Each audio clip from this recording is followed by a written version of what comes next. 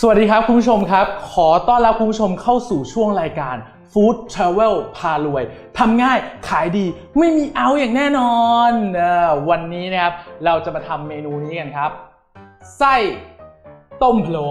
ฟังไม่ผิดครับไส้ต้มพะโล้แต่เป็นไส้ใหญ่นะครับผมก็ไม่รู้เหมือนกันว่าจะใช้ไส้ใหญ่ทำไมแต่ผมชอบไปดูวัตถุดิบและส่วนผสมกันเลยครับสำหรับเมนูไส้ใหญ่ต้มพะโล้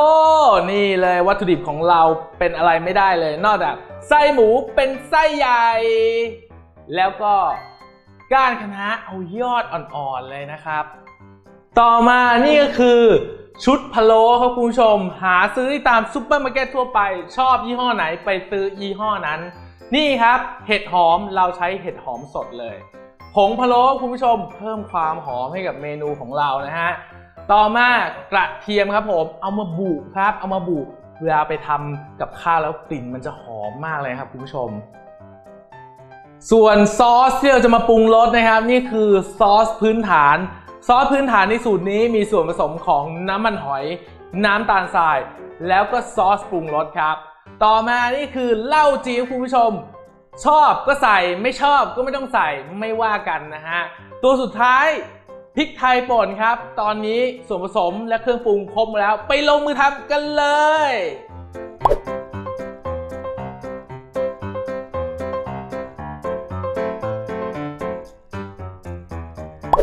ครับคุณผู้ชมก่อนที่จะลงมือทำเรามาคุยกันก่อนว่าทำไมเมนูนี้ถึงพารวยนะครับคุณผู้ชมเคยไปกินขาหมูใช่ไหมขาหมูมันต้องกินกับอะไรอ่ะกินกับไข่และก็กินกับไส้ด้วยทีนี้ส่วนของไส้เป็นส่วนที่ผมชอบมากที่สุดนะครับแล้วไส้เนี่ยมันก็ไม่ใช่เป็นไส้อ่อนนะมันเป็นไส้ใหญ่ครับคุณผู้ชมฉะนั้นเนี่ยผมก็เลยคิดไอเดียหนึ่งขึ้นมาได้ว่าถ้าเกิดคุณผู้ชมไปทำไอ้ขาหมูต้มพะโล้เนี่ยนะแล้วมาหั่นเป็นท่อนนะขายตามตลาดขายเฉพาะไอ้ตัวไส้เลยแล้วมีน้ำจิ้มพริกเหลืองนะครับรสจัดจ้านซะหน่อยเอามาขายผมซื้อคุณผู้ชมทุกวันผมบอกอย่างนี้เลยมันถึงเป็นเมนูพารวยนี่วิธีการทำก็ไม่ยุ่งยากนะครับถ้าเกิดคุณผู้ชมทำพวก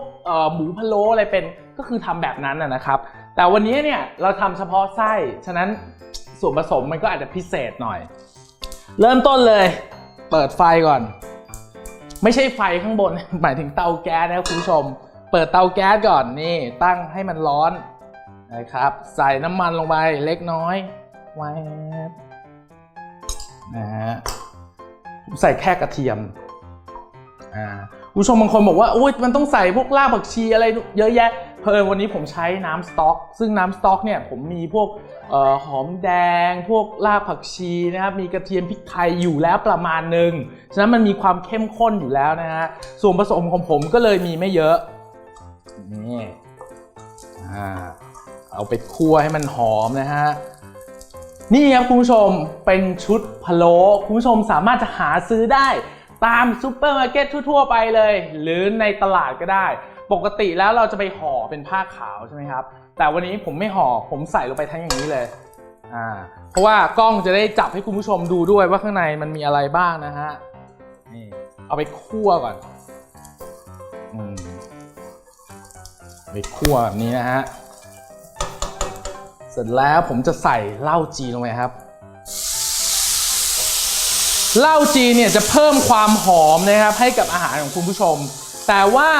มีข้อหนึ่งที่คุณผู้ชมควรจะระวังก็คือเวลาใส่ลงไปแล้วนะครับคุณผู้ชมควรจะรอให้แอลกอฮอล์มันระเหยไปก่อนอย่าเพิ่งรีบใส่ส่วนผสมอย่างอื่นลงไปเพราะไม่งั้นแทนที่จะได้แค่ความหอมมันจะได้ความขมตามมาด้วยนะฮะ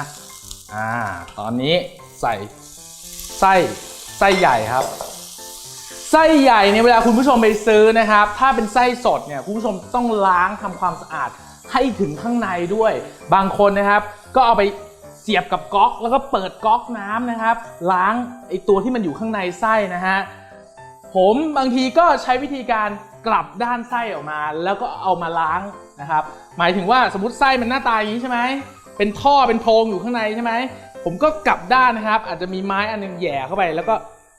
เกี่ยวไว้อย่างนี้นะครับแล้วก็ลูดปรื๊ดด้านในมันก็จะออกมาอยู่ข้างนอกแล้วก็มาล้างหรือหั่นเป็นท่อนๆก็ได้หั่นเป็นท่อนๆแล้วก็ล้างแล้วแต่เลยว่าคุณผู้ชมจะไปทำเมนูอะไรจะจัดเสิร์ฟแบบไหนอันนี้ไม่ซีเรียสนะครับพ พริกไทยป่นใส่ลงไปผงพะโล้ใส่ลงไประหว่างรอนี่ครับนี่คือซอสพื้นฐานนะคุณผู้ชมซอสพื้นฐานคืออะไรคือการที่เราผสมเครื่องปรุงต่างๆเข้าไว้ด้วยกันเพื่อที่ให้ง่ายต่อการเอาไปทำอาหารคุณผู้ชมสามารถจะเซิร์ชกลับไปดูได้นะครับในชื่อที่มีในคลิปที่มีชื่อว่าซอสพื้นฐานสำหรับซอสพื้นฐานในสูตรนี้นะครับมีส่วนผสมของน้ำมันหอย3ส่วนน้ำตาลปี๊บ1ส่วนซอสปรุงรส2ส่วนครับผมอันนี้อธิบายแล้วนะฮะไหม้หรือเปล่ายังไม่ไหม้นะคุณผู้ชมอธิบายให้คุณผู้ชมรู้เลยแล้วก็ใส่ซอสพื้นฐานลงไปเห็นไหมครับแทนที่ผมจะมีเครื่องปรุงเยอะๆนะฮะผมเอามันมาผสมรวมกันเวลาใช้แค่ซอสแบบนี้ง่ายๆเลย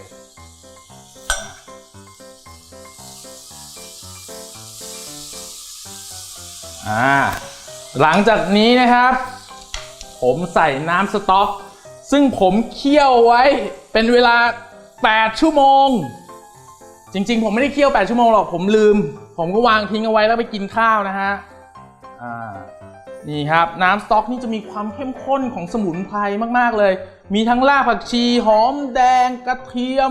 นี่ใส่เยอะเลยแล้วมีพวกพริกไทยเม็ดนี่ใส่ลงไปครับและทิ้งเอาไว้แบบนี้รอจนเปื่อยนุ่มแล้วเดี๋ยวกลับมาดูต่อครับ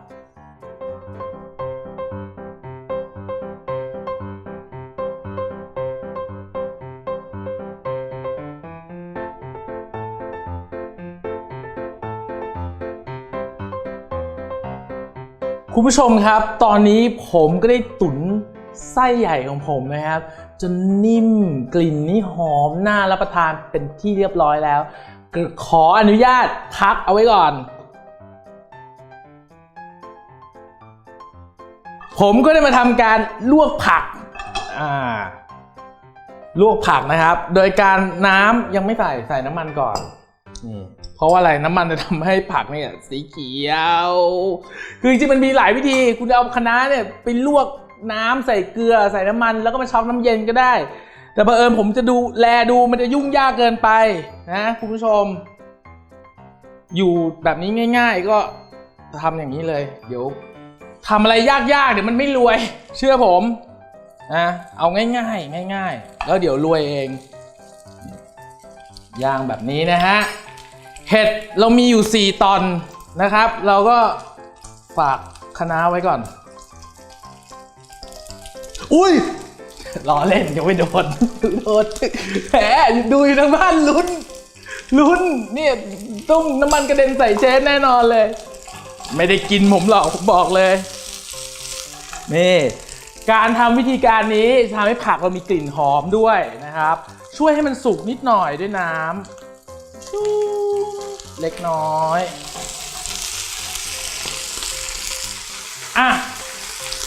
แค่นี้แล้วรอมันสุกนะครับแล้วไปจัดเสิร์ฟกันเลยครับ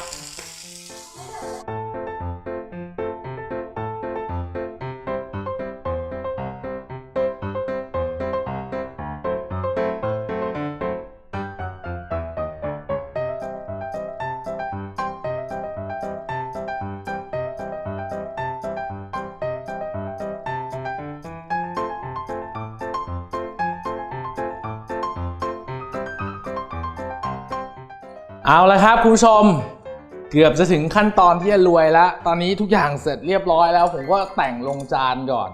คุณผู้ชมสามารถที่จะเอาไปทำขายได้เมนูนี้ผมไม่รู้หรอกว่าคุณผู้ชมจะมีร้านอาหารอยู่หรือเปล่าหรือว่าอยากจะหาเมนูไหนไปขายตามตลาดนู่นนี่นั่นทำได้หมดนะฮะโอเคเริ่มต้นด้วยที่อะไรวะคะน้าลงจานไปก่อน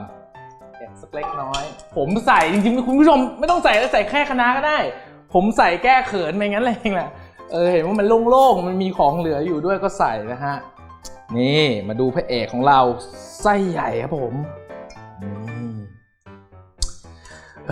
ผมบอกคุณผู้ชมเลยนะว่าจริงๆแล้วเนี่ย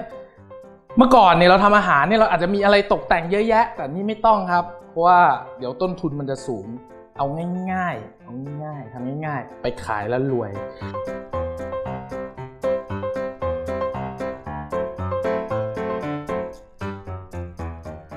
คุณผู้ชมก็อย่าลืมนะครับกดไลค์กด Subscribe ช่องของเราด้วยนะครับให้มันได้ถึง10 ล้าน Subscribe นะครับผมจะได้มีโอกาสมาทำเมนูดีๆแบบนี้คุณผู้ชมนะฮะอย่าลืมไปเลยช่วงนี้คือช่วง Food Travel พารวยทำได้ขายดีไม่มีเอาใครอยากจะดูสูตรดีๆแบบนี้ไปดูได้ที่เว็บไซต์ของเราที่ Food Travel TV ผมหยิบอะไรเนี่ยเสิร์ฟพร้อมน้ำจิ้มแบบนี้พบกันใหม่คลิปหน้าสวัสดีครับ